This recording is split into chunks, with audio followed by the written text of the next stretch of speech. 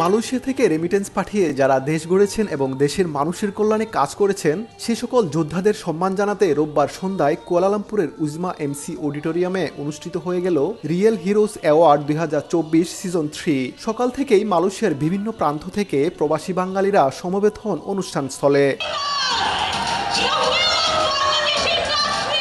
অনুষ্ঠানের প্রধান আকর্ষণ ছিলেন ডালিউড সুপারস্টার শাকিব খান। আরও ছিলেন জনপ্রিয় অভিনেত্রী প্রার্থনা পারদিন দিঘি, অভিনেত্রী ও নৃত্যশিল্পী আসনা হাবিব ভাবনা, প্রিয়াঙ্কা জামান, মিম চৌধুরী, ক্লোজআপ তারকা শিল্পী পুলক অধিকারী, কাজল আরিফ ও আসিয়া ইসলাম দোলাসহ অনেকে। তাদের মনমাতানো নাচ গান উপভোগ করেন উপস্থিত প্রবাসীরা।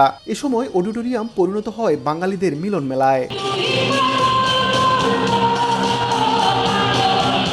বাংলাদেশ থেকে আগত অতিথিদের গান ও নাচের জমজমাট সমাহার মুগ্ধতা ছড়ায় দর্শক ও শ্রোতাদের মনে।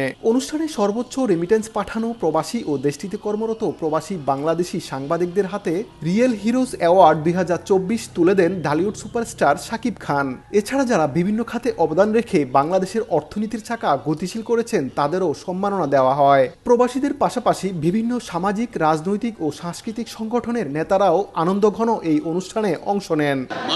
বসবাসরত সমস্ত বাংলাদেশিদের আমার পক্ষ থেকে জানাই অনেক অনেক শুভেচ্ছা।